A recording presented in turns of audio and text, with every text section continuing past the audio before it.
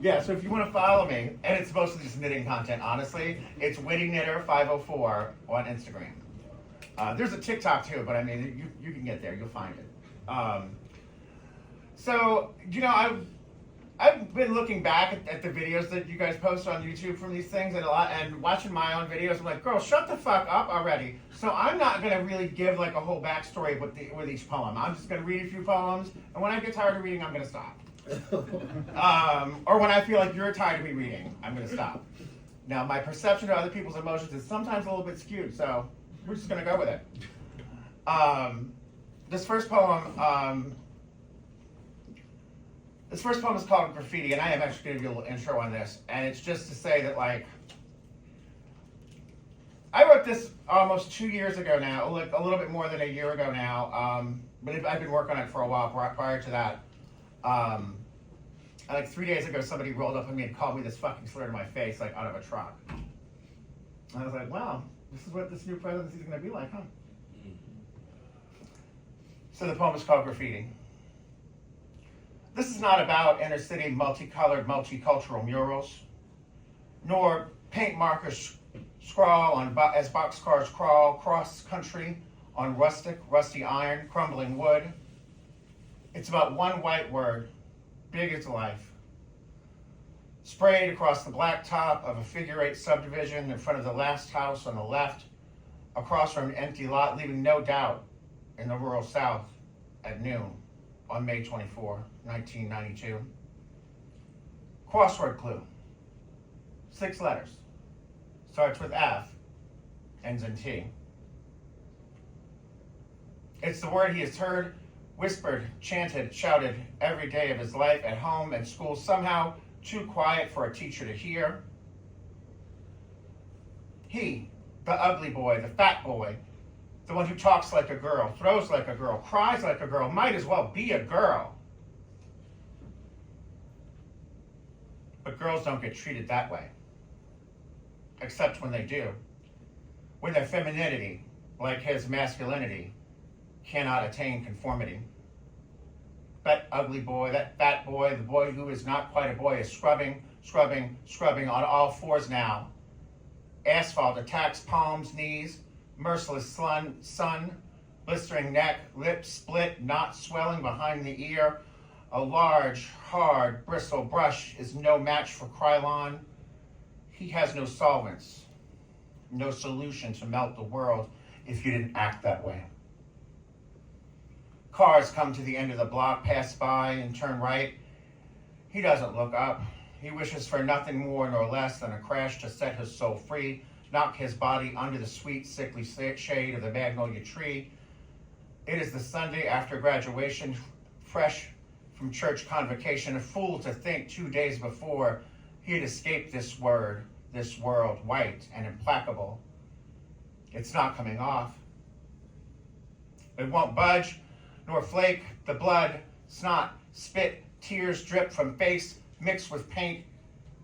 Fantasize. That mixture is magic.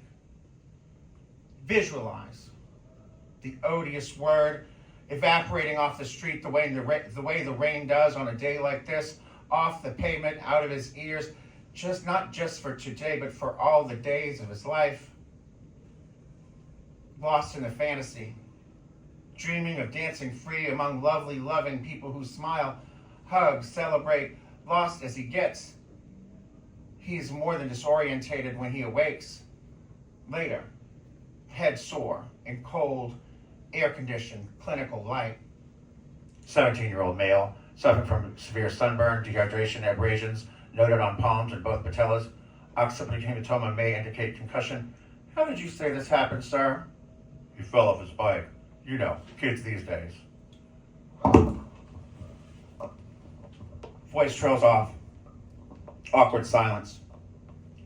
The last time he'd fallen off his bike, he was 13, put the beastly thing in the garage and never saw it since. Oh, look now. He's come around. Is that right? You fell off your bike? Suspicious, sad eyes. Try to probe his soul. A simple nod. Silence. Consent to the lie. It is pointless and exhausting to tell the truth. a lesson learned several times. His eyes close.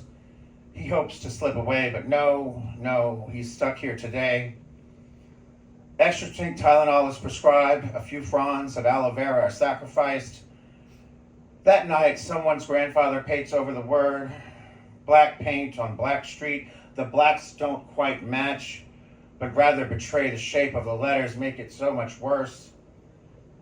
Monday morning, the brutality of the word remains ghostly, yet real.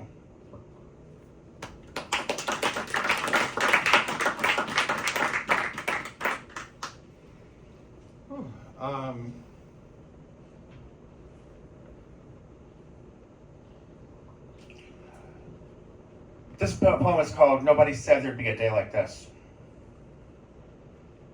I know how this should be. I've seen it already, you see, in soap operas, movies. Your eyes are closed as if in sleep, perfect peachy skin, atop a snow white pillow, under flawlessly matched seats. The heart monitor, quiet little bleeps. The ventilator is a steady hiss. None of that is this.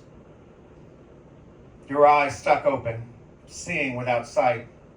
Yellow sclera, dumb tears streaming, tubes taped to your face, delicate skin torn, where nurses reposition them to feed you, to heal you. You never like to do. You never like being told what to do. Your whole torso spasms, spastic, every 40 seconds. A machine forces your lungs to act. Your hands are warm from hemodialysis, but don't respond when we each grab one and give it a kiss.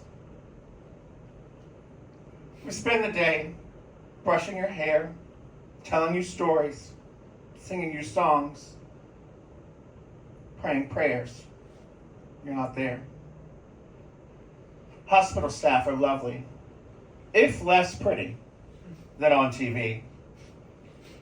When the time comes, they gently walk us from the room, close the curtain, remove the tubes, close the eyes. We resume our positions, your body still vaguely convulsing, as if it remembers the machine, but it slowly forgets.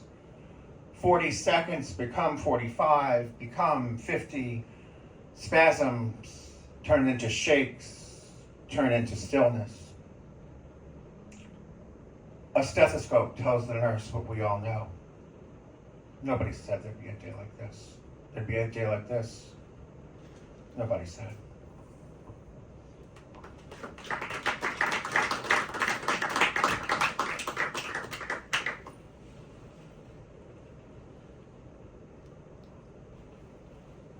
Okay, so this one is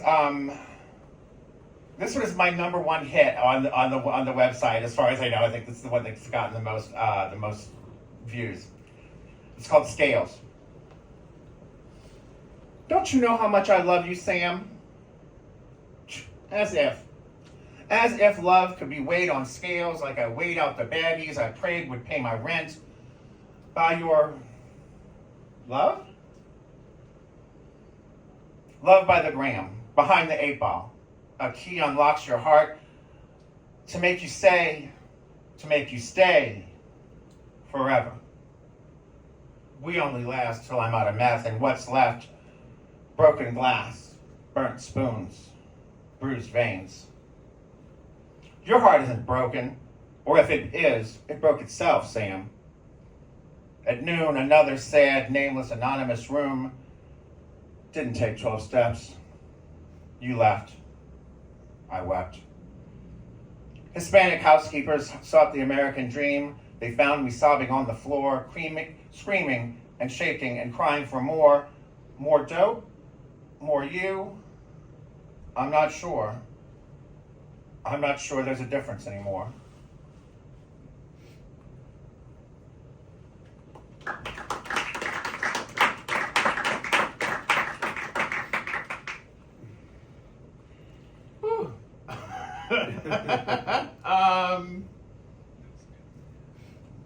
This is kind of a lot of let you have it kind of poems. This will be the last one I'm going to do, though. I promise I will not torment you any further. Take it up with your therapist. I know I did. She said, bitch, start writing. So here we are. Triple threat. Obesity, poverty, femininity. The ultimate trifecta of forbidden identity. An object he pities, or even worse, say, bro, can I suck them titties? Her prized pal. Perhaps hairdresser, decorator, the plus size, plus one, always ready just for fun. Comic relief, never the lead. When we get cut, do we not bleed? Blood so thick with triglyceride, better if you learn to hide. So big too, you can't be small until you're needed, bitch, don't be there at all. If you're butch or fit or rich, these faggots will suck your dick, drunk on power, high on fame. Everybody will know your name. You'll be dead soon, that's just fine. Waiter, my margarita needs another lime. This poem needs another run. Too bad, girl, we're out of time.